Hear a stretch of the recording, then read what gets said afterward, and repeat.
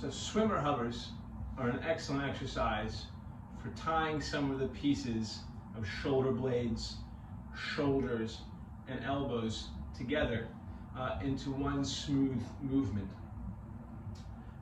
In its most regressed form, we can be doing these from our knees or from standing, a little bit more free form. The version that I'll be showing you today, I'll show you both, but the version that I'm going to be challenging you with today, if I can get my words out, is the prone version, hovering over an object, in this case the ground, or you can add targets like yoga blocks here. So what I'm going to be doing is laying on my stomach. I'm going to be taking my shoulders and my shoulder blades through a bit of everything that they can do, a little bit of retraction for the shoulder blades, external rotation for the shoulders, all the way down into extension and internal rotation for the shoulders and back. I'll begin face down on the ground. I'm looking to take a breath in, get nice and strong in the core, and we want to prevent overextension in the spine. We really want to give this work to the shoulder blades. So as I'm lifting through the arms, I'm going to try not to overarch in the low back or lift and peel my sternum off the ground. For that end, I like to keep my forehead into the ground. It's going to be a little hard to speak into the camera, but I hope you can hear me. If I keep my forehead touching into the ground, it's a good chance that I'm keeping my sternum and the rest of my body glued as well.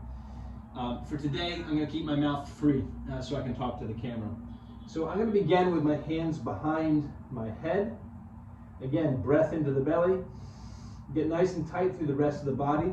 I'll begin by retracting through the shoulder blades, pinching them together, lifting those elbows off the ground as high as I can. Good. From there, I want to think of externally rotating my shoulders, getting my hands above my elbows, lighten the hands on the back of the head, lifting the fingers off. From here, I'm going to extend my elbows. I'm going to straighten them out. I'm then going to rotate through the shoulders, turning the bicep towards the ground, floating down to about 45 degrees away from the body, shoulder blades still retracted together. From here, I really want to pinch the shoulder blades together, lift the elbows and the hands as high as I can, and begin to bend the elbows, seeking my low back with my hands or the butt cheeks if I can't get there. For me, it's the butt cheeks. Okay? I can give myself a light rest if I want, otherwise stay packed in this position. Big breath in, shoulder blades together, proud collarbones, shoulders away from the floor, elbows to the ceiling, and then lift the hands off the low back or off the butt in my case. Straighten the arms. Begin to rotate open again, biceps to the front of the room, thumbs to the ceiling. Swinging back overhead, shoulder blades stay pinched together. Find that Y overhead.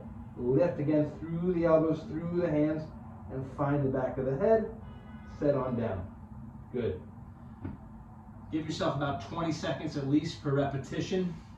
3-4 repetitions of these, if you're squeezing super hard, should keep you smoked or leave you smoked.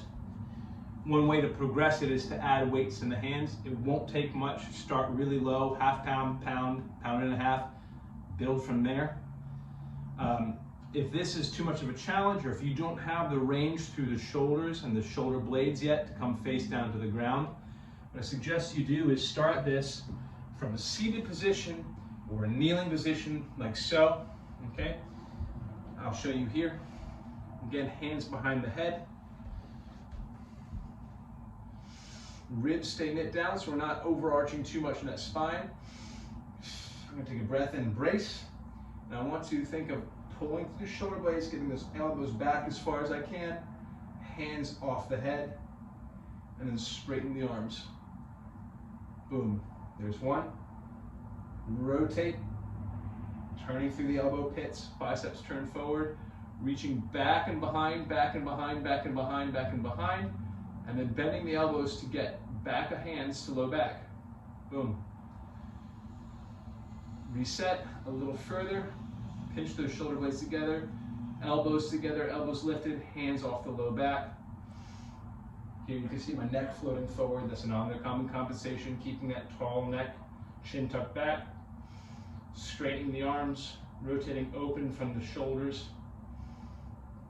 Right thumbs rotate to the back of the room, finding more and more external rotation through those shoulders as I come back overhead, eventually bending elbows to find the back of the head. Breath in, retract, elbows back, hands lift, straighten, finding external rotation through the shoulders as I do. Good. Internal rotation, biceps rotate forward, keeping those shoulder blades pinched. Reaching back and behind, still seeking that rotation, that internal rotation through the shoulders. Back and behind. Bending elbows to find low back. Good. Breath in. Really pull that last little half millimeter into range between the shoulder blades. Elbows pull, hands off the low back. Reaching elbows for the back of the room, hands for the back of the room as I straighten the arms.